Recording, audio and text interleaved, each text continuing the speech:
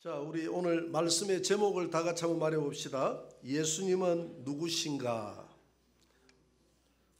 오늘 우리는 그렇게 고대하고 기다렸던 성탄 주일이 되었습니다. 이 성탄절은 믿는 자나 믿지 않는 자나 다 기다림의 날이 성탄절입니다. 오늘 우리가 읽었던 이 말씀은, 이사야서 말씀은 BC 700년 전에, 즉 그러니까 예수님이 오시기 700년 전에 남유다의 이사야라는 선지자를 통해서 앞으로 이 땅에 오실 예수님은 어떤 분이신가? 예수님은 이런 분이다라고 그렇게 기록을 하고 있어요. 그래서 예수님에 대해서 예수님이 어떤 분인가를 우리가 알아야 되잖아요. 아는 것이 영생인 줄 믿으시기 바랍니다.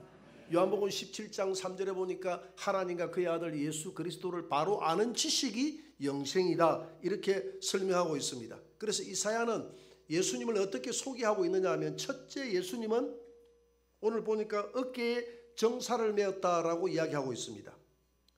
이건 통치자라는 뜻입니다. 이 정사는 히브리어로 함미스라라는 뜻인데, 함미스라는 통치자, 지배자, 권세자라는 그런 뜻입니다. 여러분, 군대에 가면 이 군인들이 어깨에 계급장을 답니다. 그래서 우리 소대장들은, 소위 중위들은 소대장이라고 하지 않습니까? 소대장들은 이 계급장, 이 바피클이다, 다이아몬드 하나를 달아주는 이유는, 다이아몬드 하나는 권세가 50명이다. 네 병력들을 50명을 다스릴 수 있는 권세를 너에게 줬다, 그런 뜻이 되겠고, 그 다음에 이제 대위계급장을 달게 되면 중대장이 되죠. 중대장은 네 권세는 150명이다. 그 다음에 이제 중령이 되면 대대장이 됩니다. 대대장, 네 권세는 500명이다. 그리고 장군이 되어서 투스터가 되면 사단장이 됩니다. 네 권세는 10,000명이다. 그러나 예수님의 어깨에 매였던 권세는 무한대다. 할렐루야. 이 권세는 이 온 우주를 다스릴 수 있는 그런 통치자의 권세를 가지고 이 땅에 오신 분이 예수님이라는 것입니다. 예수님이 오시기 전에 이 세상의 권세자는 누구였습니까? 마태복음 4장에 보니까 마귀가 예수님을 저 높은 산 꼭대기로 데리고 가서 너가 나에게 절하면 이 모든 세상을 너에게 주겠다라고 이 세상의 통치자와 권세자가 바로 자기임을, 자기 마귀 스스로임을 선포하고 있습니다. 그래서 에베소서 2장 2절은 이렇게 말씀하고 있습니다. 다 같이, 그때에 너희는 그 가운데서 행하여 이 세상 풍조를 따르고 공중의 권세 잡은 자를 따랐으니 곧 지금 불순종의 아들들 가운데서 역사하는 영이라. 믿지 않는 자들, 불신자들 가운데서 역사하는 영이 있는데 그 영이 누구냐 하면 바로 마귀라는 것입니다. 이 마귀, 이 귀신들, 이 공중의 권세 잡은 자 마귀는 모든 사람들의 마음을 혼미하게 만들어서 하나님을 알아보지 못하게 하고 하나님의 아들을 알아보지 못하게 하고, 그리고 이 세상 귀신을 섬기게 만들고 우상을 섬기게 만들어서 사람들의 마음을 혼미하게 만들어서 결국은 자신을 섬길 수 있도록 만드는 것, 그것이 이 세상을 지배하는 영이 있다라고 성경은 말합니다. 그 세상을 지배하는 영의 지배를 받고 우리가 살았습니다. 그 세상을 지배하는 악한 마귀가 우리의 통치자였다, 이 말입니다. 우리가 예수 믿기 전에. 그러나 오늘 본문에서 예수님은 우리의 통치자라고 이야기합니다. 어떤 통치자? 왕으로서의 통치자라는 것입니다. 그래서 우리가 주일날 찬양할 때 예배 들어가기 전에 우리가 찬양을 하지 않습니까? 왕이신 나의 예수님, 내가 주를 높이고. 우리 예수님 왕이라는 것입니다. 이 세상에 왕으로 오셨다는 것이죠. 예수님이 십자가에 달려 돌아갔던 이유가 두 가지가 있습니다. 첫째는 참남죄로 죽었습니다. 예수님이 신성모독죄. 유대인들이 예수님이 하나님의 아들이다, 나는 하나님이다, 나는 하나님의 아들이다 라고 이야기함으로써 신성을 모독했다는 것입니다. 신성모독죄로 예수님을 죽였어요. 그런데 신성모독죄로 예수님을 십자가에 못 박을 수가 없었습니다. 왜냐하면 당시의 유대인들의 사형권은 없었어요. 사형권은 누구에게 있었느냐 하면 로마에 있었습니다.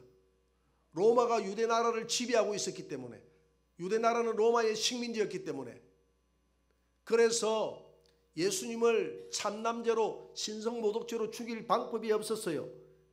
그래서 제목은 신성모독죄이나 예수님을 어떻게 해서 죽였느냐 하면 로마에 고발을 합니다. 로마의 총독이 누구였습니까? 가이사였잖아요. 가이사가 아니라 누구였죠? 빌라도. 빌라도가 총독으로 와 있지 않습니까? 총독에게 말합니다. 저가 유대인의 왕이라고 합니다. 유대인의 왕이라고 합니다. 우리의 왕은 가이사밖에 없습니다. 가이사 외에 왕이 없어요. 그러니까 이 빌라도는 예수님을 죽이고 싶지 않다라고 성경은 기록하고 있거든요. 그런데 죽일 수밖에 없었던 이유가, 만약에 빌라도가 예수님을 죽이지 않으면 빌라도는 예수님과 같이 오늘 구테타 세력을 방조한 죄로 인해서 그가 왕직에서 물러가거나 잘못하면 사형 선고를 당할 수밖에 없는 그런 처지에, 그래서 이걸 진퇴양난이라도 빼도 밥도 못하는 것, 살려주자니 살려줄 수도 없는 노릇입니다. 그래서 어쩔 수 없이 예수님을 십자가에 못 박게 됩니다. 그래서 예수님이 궁극적으로 죽었던 이유는 유대인의 왕이라고 해서 죽었던 것입니다. 그러나 예수님은 유대인의 왕이었을 뿐만 아니라 이 세상을 통치하는 왕이었다 이 말입니다. 마태복음 27장 18절을 한번 봅니다. 27장 18절에 보니까 28절, 그의 옷을 벗기고 홍포를 입히며 가시관을 엮어 그의 머리에 씌우 갈대를 그 오른손에 들리고 그 앞에서 무릎을 꿇고 희롱하여 이르되 누구의 왕이여?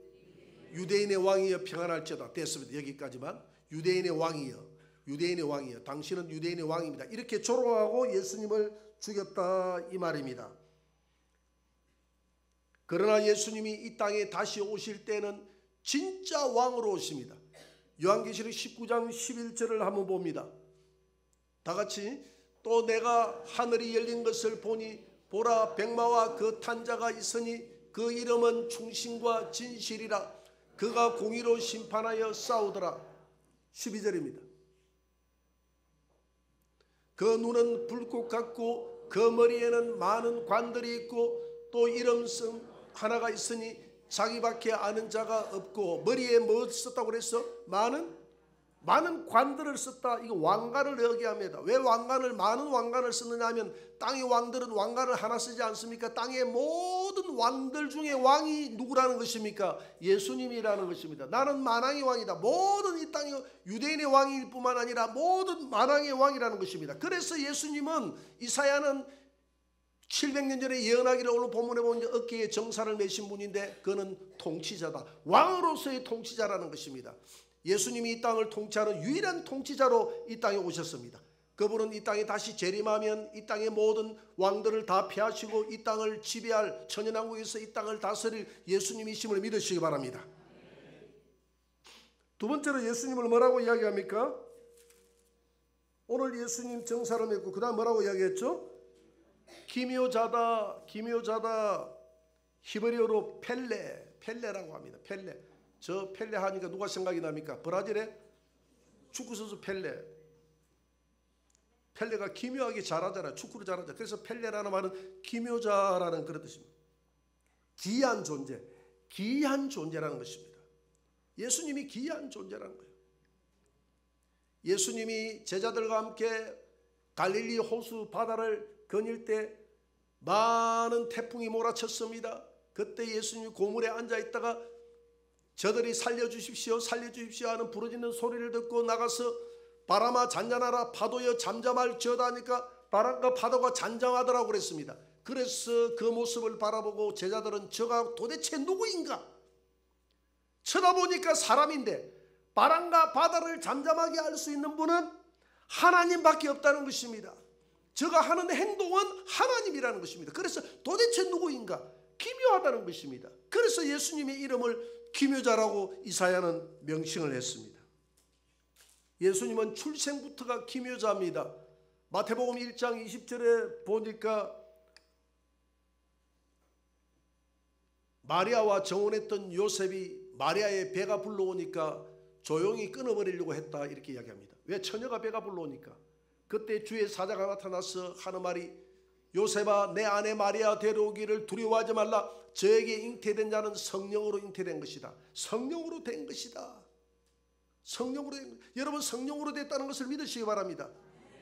구봉서 장로가 그랬다고 하지 않습니까? 성경 공부를 자기가 펼쳐놓고 할 때 한 어린 여자 연예인이 그날 처음 참석해서 성령으로 마리아가 성령으로 잉태되어서 예수님이 태어났다라고 하니까 어머머 나 믿을 수가 없어. 어떻게 성령으로 잉태됐어? 어떻게 이런 일이 나 믿을 수가 없어 라고 이야기하니까 구봉서가 그랬다고 하지 않습니까? 이 사람아 지 남편도 믿겠다는데 네가 왜 못 믿노? 네가 왜 못 믿노? 네가 뭔데 못 믿노? 지 남편이 믿었는데 마리아를 데리고 온 남편이 믿었는데 그 말이 맞잖아요. 그 말이 맞잖아요. 예수님은 성령으로 잉태돼서 믿으시기 바랍니다. 태어났던 그 자체가 신비롭다 이 말입니다. 신비로운 존재다 이 말이에요. 기묘한 존재다. 그뿐만이 아닙니다. 예수님의 부활도 기묘하지 않습니까? 어떻게 사람이 살아날 수가 있어요? 어떻게 부활할 수 있어요? 예수님이 이 땅에 오실 때 죽었던 자들이 다시 무덤에서 부활할 줄 믿으시기 바랍니다. 그래서 기독교는 부활의 종교입니다. 예수님은 부활의 첫 신호탄이에요. 예수님이 육체를 입고 부활했다는 것은 다음 부활이 있다는 것입니다. 그래서 고린도전서 15장 23절에 보니까 부활은 차례가 있다고 그래서 예수님이 가장 먼저 부활하고 그 다음에 예수님에게 붙어있는 자들이 부활할 것이다. 의인과 악인의 부활이 있다고 합니다. 의인의 부활은 생명의 부활이요 악인의 부활은 심판의 부활인 줄 믿으시기 바랍니다. 부활해서 전부 백부자 심판 앞에 서서 다 심판을 받는다고 이야기합니다. 얼마나 무서운 이야기입니까? 그러나 우리 믿음의 사람들은 이 백부자 심판을 두려워해야 될 필요가 없습니다. 왜? 우리 이름은 생명책에 이름이 기록됐기 때문에 모든 죄는 다 사해졌더라. 그래서 단수 생명책입니다. 예수님의 성천이 기이합니다. 기묘자예요. 예수님의 성천이 기묘자입니다. 어떻게 하늘로 이렇게 사람이 성천에서 갈 수 있습니까? 나는 손오공이 하늘로 날아다니는 것을 어릴 때 봤어. 만화에서 봤어요. 그런데 사람이 하늘을 날아다니는 것을 나는 본 적이 없어. 무협지 영화에서 한번 봤어. 슈 날아가는 게 있대. 예수님은 하늘로 슈가 성천에서 올라갔더니 이게 기묘자지 않습니까? 기묘한 일이에요. 어떻게 사람이 날개도 없는데 하늘로 올라갑니까? 또 예수님의 재림이 기묘합니다. 재림이. 옛날 우리 선조들은 재림 신앙을 가졌습니다. 낮에나 밤에나 눈물 머금고 우리 주님 언제 오시려나 그러면서 구름만 뜨면 주님, 최근능 목사님은 구름만 뜨면 주님 오실까 하고 밖을 내다봤다고 하지 않습니까? 구름만 뜨면, 신비한 구름만 뜨면 저 주님이 오실까?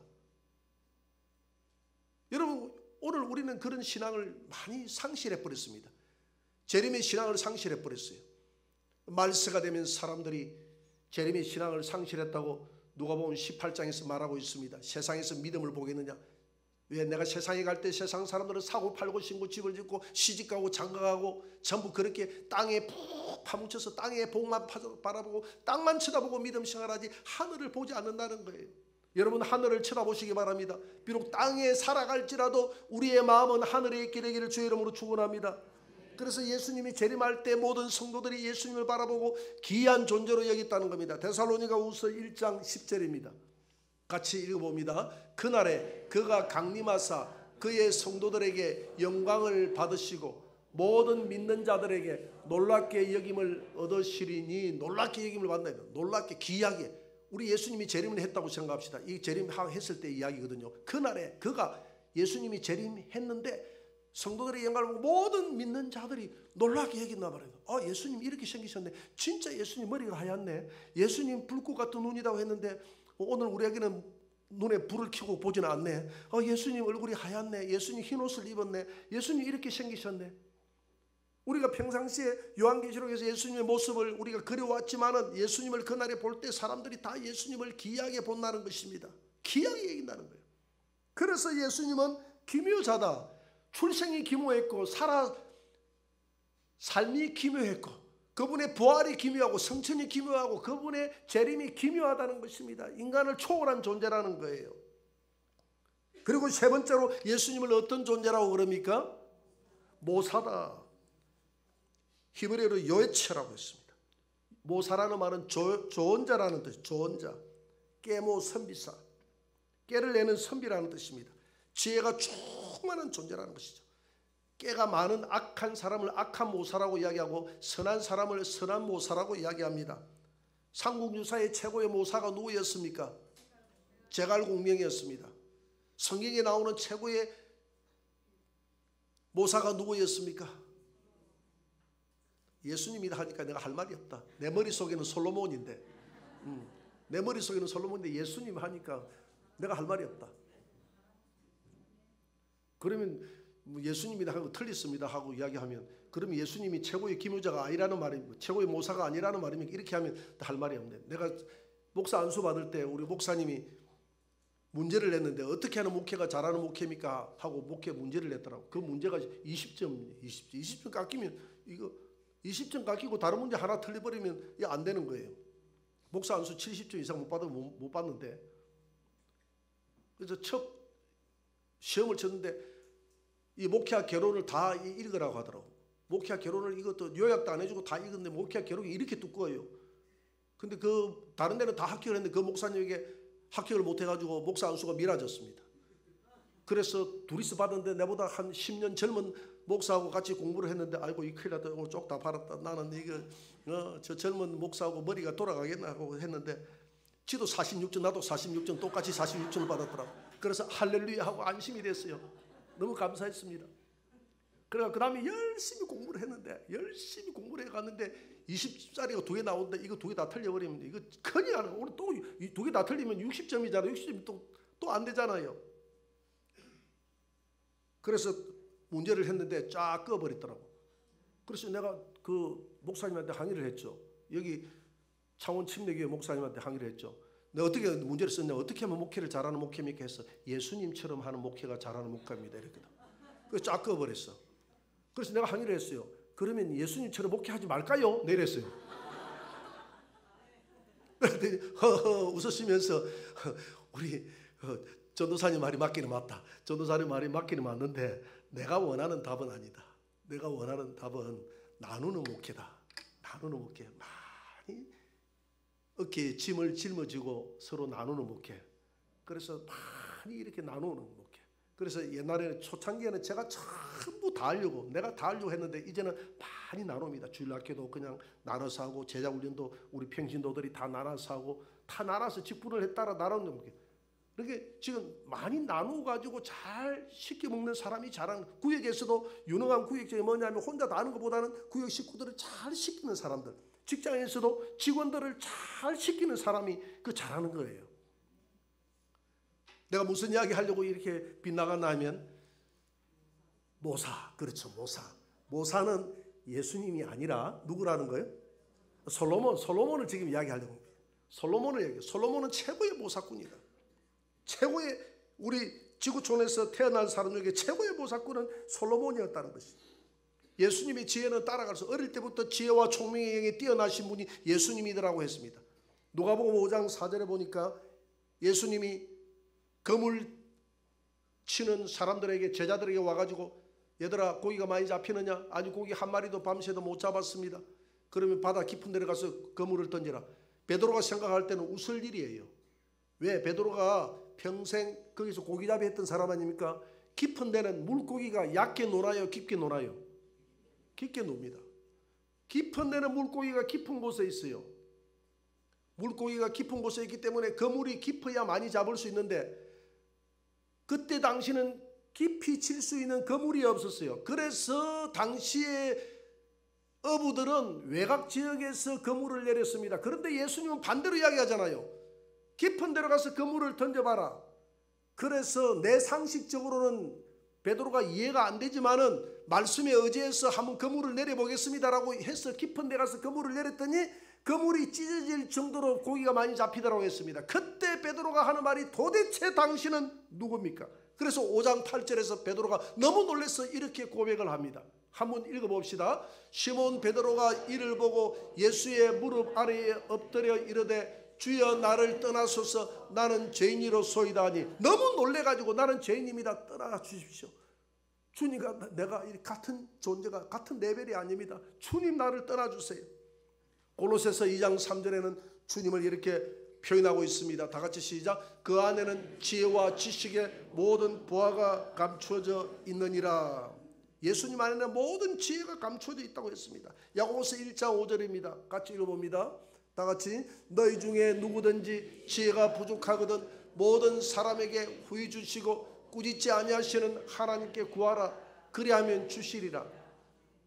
여러분, 지혜를 위해서 기도하는 사람이 있습니까? 지혜로운 사람이요. 여러분, 말씀을 붙들고 기도한다는 게 뭐냐? 말씀에 기록된 대로 지혜를 위해서 기도하라고 하면 지혜를 위해서 기도하세요. 먹고 사는 문제를 위해서 기도하지 마시고 그 문제를 위해서 기도할 게 지혜를 위해서 기도해서 내가 안에 지혜가 충만하면 먹고 사는 문제는 다 해결된다 이 말입니다. 우리가 지혜가 없어서 판단을 잘못하고 지혜가 없어서 잘못된 판단을 해서 잘못된 판단 가운데서 살아가기 때문에 매 시간마다 우리가 후회하는 것입니다. 지혜로운 사람은 절대 후회하지 않아요. 하나님 주신 지혜를 따라가기 때문에 실수가 없어요. 여러분, 하나님 앞에 지혜를 구하시기 바랍니다. 그래서 예수님은 어떤 존재냐? 예수님은 기묘한 존재다. 지혜가 충만한 좋은 자라는 것입니다. 충만한 좋은 자라는 것입니다. 모사라는 것입니다. 예수님은 지혜가 충만한 모사다. 선비다. 그런 뜻이에요. 그 다음에 예수님을 뭐라고 표현하고 있습니까? 전능하신 하나님이라고 표현합니다. 엘기보르라고 합니다. 히브리어로 엘기보르, 영적인 하나님, 전능하신 하나님, 전능하신 하나님. 예수를 전능하신 하나님으로 바로 아는 그것이 영생인 줄 믿으시기 바랍니다. 예수님을 영접한다고 해서 다 영생이 있고 구원이 있는 게 아니에요. 예수님을 바로 알고 영접을 해야 돼요. 오늘 예수님을 믿는 날은 많은 사람들이 혼합주의에 젖어들은 예수님을 영접하고 있습니다.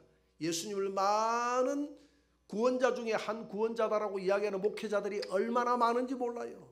얼마나 많은지 몰라요. 이전에 요한계시록을 여기 하나 딱 저게 편말을 하나 붙여놨죠. 표를 하나 붙여놨는데 우리 교회에 어떤 장로님이 오셨는데 요한계시록 전문가 장로님이 오셨어요. 그 장로님이 저 기도원 원장님이신데 부산에 있는 어떤 산의 기도원 원장님이신데 자기 조상 때부터 계시록을 해가지고 그 계시록을 책자도 편찬하고 자기가 편 책자가 아닌데 아버지가 연구했던 책자를 아들 때 이 장로님이 편찬을 했다 그래요. 그러면서 컴퓨터를 통해서 유튜브를 통해서 많은 구독자들이 있고 많은 사람들이 배운다고 그래요. 그러면서 우리 교회 어떤 분이 편견을 버리시고 그분의 한번 이야기를 들어 그분의 책자를 한번 보라고 이야기를 합디다. 책자를 보라고. 그래서 제가 책자를 한번 읽어봤는데 앞부분에 보니까 뭐라고 썼냐면 하나님은 이 땅에 오실 때 많은 나라마다 각 나라마다 구원자를 따로 주셨다라고요. 우리가 그것을 기독교에서 인정을 하지 못하는데 이제는 서로 존중해주고 인정할 시대가 됐다는 거예요. 저 이슬람 국가 마호메드를 통해서 구원을 주셨고 저 인도권에서는 스카모니를 통해서 구원을 주셨고 동양권에는 공자를 통해서 구원을 주셨고 다 이런 것들을 우리가 인정을 해야 된다는 겁니다. 인정을 해야 되겠습니까? 예수 그리스도만이 유일한 구원자로 믿어요. 그런 사람들은 아무리 계시록을 공부하고 가르친다 한다 할지라도 구원이 없는 거예요. 도올 김용식 같은 경우에는 요한복음 강해서를 써냈지 않습니까? 한신대학교를 나왔어요. 어머니가 권사라고 했습니다. 그는 스스로 기독교인이라고 했지만 그에게는 내가 볼 때 구원이 없어요. 왜? 예수 그리스도를 유일한 구원자로 믿지 않기 때문에 많은 구원자 중에 한 사람으로 믿기 때문에. 그래서 도마는 이야기합니다. 도마는 예수 그리스도를 나의 주 나의 하나님이라고 이야기합니다. 나의 하나님, 나의 하나님. 예수 그리스도는 하나님이라는 거예요. 이사야 40장 3절에서는 이렇게 예언하고 있습니다. 다 같이 시작. 외치는 자의 소리여 이르되 너희는 광야에서 여호와의 길을 예비하라. 사막에서 우리 하나님의 대로를 평탄하게 하라. 앞으로 외칠 자의 소리가 있는데 외칠 자의 소리가 누굽니까?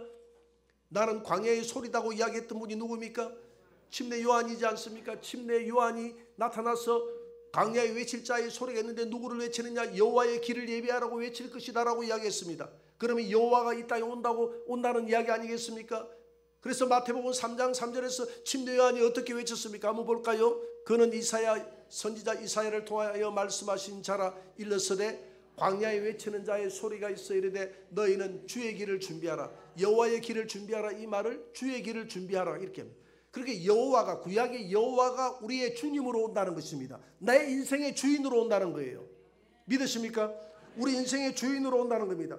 오시는 그분이 전능하신 하나님이라는 거예요. 창세기 17장 1절을 한번 읽어봅니다. 다 같이. 아브라함이 99세 때에 여호와께서 아브라함에게 나타나서 그에게 이르시되 나는 전능한 하나님이라 너는 내 앞에서 행하여 완전하라. 하나님이 어떤 하나님이라고 이야기합니까? 전능한 하나님이다. 나는 전능한 하나님이다. 나는 전능이라는 말은 능치 못할 일이 없다 이 말입니다. 아브라함아 왜 너가 나를 의심하느냐. 99세 때 아기를 주겠다고 이야기하니까 100살 때 네가 아기를 낳게 되리라고 이야기하니까 나는 경수가 다 끊어져서 아기를 낳을 수가 없어요. 그랬더니 아니다. 너는 나를 믿어라. 나는 전능한 하나님이다. 저 하늘의 별들을 셀 수 있는 하나님이다. 바닷가의 모래를 셀 수 있는 하나님이다. 너는 어떤 하나님으로 나를 믿느냐? 전능하신 하나님으로 믿으라는 것입니다. 여러분 우리의 가정에 내 삶 가운데 어떤 환경에 처할지라도 하나님은 무에서 유를 창조하여 내 기도에 응답해 줄 수 있는 전능한 하나님으로 믿는 자는 하나님의 영광을 보게 될 줄 믿습니다. 전능한 하나님으로 믿으라는 것입니다. 그래서 오늘 이사야 선지자는 예수님이 전능한 하나님이다라고 이야기합니다. 예수님이 어떤 분이냐? 3대 성인이냐? 아니다. 스가모니 우리 어릴 때 배웠잖아요. 스가모니 공자, 예수님 3대 성인. 그 다음에 4대 성인 하면 또 누가 들어갔습니까? 소크라테스가 들어갔죠. 소크라테스. 4대 성인이다 이렇게 배웠잖아요. 어릴 때. 어릴 때 공부했던 기억이 안 납니까? 뭐 어릴 때 다 뭐 까먹어도 돼버립니다. 그런 것들은 3대 성인이다 4대 성인이다 하는 걸 까먹어도 돼요. 예수님은 3대 성인이 아니라 4대 성인이 아니라 전능하신 오늘 본문의 하나님이라는 겁니다. 자기 땅에 오나 자기 백성이 영접지 않냐. 자기가 창조했다는 겁니다. 그래서 예수님을 바로 알아보고 영접하는 자는 영생을 얻고 구원을 얻게 되리라. 그래서 골로새서 1장 16절은 예수님이 어떤 존재인가를 보다 확실하게 설명해 주고 있습니다. 만물이 그에게, 그라는 것은 예수님을 말합니다. 모든 만물이 예수님에게서 창조되되 하늘과 땅에서 보이는 것들과 보이지 않는 세계, 이 보이는 이 물리적인 세계와 보이지 않는 천사들의 세계를 누가 창조했다고요? 혹 왕권들이나 주권들이나 통치자들이나 권세들이 만물이 다 그로 말미암고 예수로 말미암고 그를 위하여 예수를 위하여 창조됐다는 것입니다. 그래서 구약에 나와 있는 나는 여호와다라고 했던 그 여호와가 예수님임을 믿으시기 바랍니다. 성자 여호와예요. 그래서 삼위일체 하나님이 이 땅을 만드셨습니다. 그래서 예수님은 전능하신 하나님이십니다. 전능하신 하나님이 뿐만 아니라 그 다음에는 뭐라고 이야기했습니까? 예수님을 영존하시는 아버지라고 했습니다. 오늘 본문을 보니까 영원히 존재하시는 아버지다라고 이야기합니다. 요한계시록 21장 7절을 한번 읽어봅니다. 다 같이. 이기는 자는 이것들을 상속으로 받으리라. 나는 그의 하나님이 되고 그는 내 아들이 되리라. 이거 누가 한 말씀입니까? 예수님이 하신 말씀 아닙니까? 예수님이 이야기합니다. 너희들은 내 아들이 되고 내 딸이 되고 나는 너의 하나님이 되리라. 그러니까 우리가 예수님의 아들이 된대요. 그러면 우리가 예수님을 부를 때 뭐라고 불러야 됩니까? 아버지라고. 왜? 우리가 아들 딸이니까 아버지라고 부르어야 되는 겁니다. 우리가 생각할 때 아버지라고 하면 성부 하나님만 생각하기 쉬운데 예수님을 아버지라고 부를 수 있는 거예요. 성령님을 아버지라고 부를 수 있는 겁니다. 왜 아버지라고 부를 수 있나요? 예수님이 우리를 뭐 했기 때문에? 창조하셨기 때문에. 여러분 창조하셨다 이 말은 낳으셨다는 것 아닙니까? 그래서 우리가 낳아주신 자를 아버지 어머니라고 하잖아요. 예수님이 우리를 창조하셨기 때문에 예수님을 가리켜서 우리가 아버지라고 부를 수 있는 겁니다. 예수님의 이름이 많아요. 예수님의 이름이 구원자, 구주, 때로는 우리의 남편, 우리의 맏형, 우리의 친구, 우리의 신랑 뭐 등등 여러 가지 호칭이 있습니다만은 그 호칭 중에서도 아버지라는 호칭이 있다는 것입니다. 예수님이 모든 사역을 다 끝내고 하나님의 보좌, 요한복음 1장 18절에 보니까 예수님의 자리가 어디라고 그랬습니까? 아버지 품속이라고 그랬잖아요. 하나님을 본 사람이 없으되 아버지 품속에 계신 독생하신 하나님이 나타내시느니라. 아버지 보좌에 아버지가 앉아 계시는데 아버지 품속에 예수님이 앉으셨으니 모든 일을 끝내고 지금 보좌의 품속에 아버지 품속에 예수님이 일체로 앉아 계신다 이 말입니다. 그렇기 때문에 아버지가 앉아 계신 보좌에 누가 앉아 있다는 겁니까? 예수님이 앉아 계신다는 겁니다. 그렇기 때문에 예수님을 가리켜서 우리가 아버지라고 할 수 있는 겁니다. 아빠라고 할 수 있는 거예요. 그래서 여러분들이 기도할 때 아버지 아버지 하는 이 속에는 삼일째 하나님이 다 포함되어 있는 거예요. 성부 하나님을 아버지라 해도 삼위 하나님이 받으시며, 성자 예수님을 아버지라 해도 성자 예수님이 다 삼위 하나님이 받으시며, 성령님을 가리켜서 아버지라고 해도 삼위 하나님이 받으시는 것이요. 하나님이 받으시는 거예요. 삼위 하나님. 그래서 예수님이 그래서 요한복음 14장 14절에서 무엇이든지 내 이름으로 내게 구하면, 그러니까 우리가 예수님의 이름으로 예수님에게 기도할 수 있습니까? 없습니까? 할 수 있어요. 내 이름으로 내게 구하면 내가 응답하리라. 예수님의 이름으로 성부 하나님께 기도해도 삼위 하나님이 받으시는 것이고, 예수님의 이름으로 예수님에게 기도해도 삼위 하나님이 받으시는 것이고, 예수님의 이름으로 성령님에게 기도해도 삼위 하나님이 받으시는 것이고, 왜? 하나님은 한 분이시기 때문에, 삼위일체이기 때문에 그렇다는 것입니다. 그래서 이 하나님을, 이 예수님을 바로 아는 것이 영생인데, 오늘 이 예수님을 영존하시는 아버지로 바로 아는 그 사람에게 영생이 있는 줄 믿으시기 바랍니다. 오늘 이 성탄절을 어떻게 맞이해야 되느냐? 영존하시는 나의 영원한 창조주 되시는 아버지여 오시옵소서. 그리고 예수님을 가리켜서 뭐라고 이야기합니까? 평강의 왕이라는 것입니다. 여러분, 예수님이 그랬잖아요. 내가 주는 평강은 세상이 주는 것 같지 아니하다라고 했습니다. 세상이 주는 평강은 조건에서 오는 평강이에요. 환경에서 오는 평강입니다. 내 안에 만족에서 오는 평강이에요. 이런 평강은 적흥적인 평강입니다. 영원한 평강이 아니에요.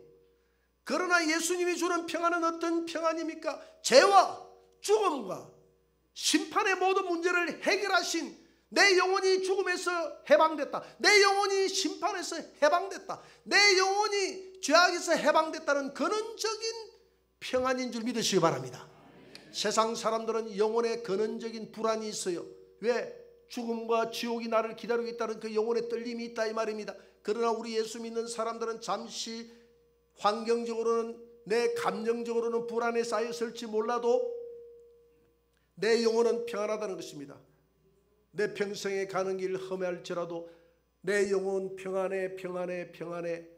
주님이 평강의 왕으로 내 안에 앉아있기 때문에 내가 근본적인 평화를 누리고 있다면 우리의 환경 속에서도 환경을 초월해서 평화를 누리시는 저와 여러분들이 되시기를 바랍니다.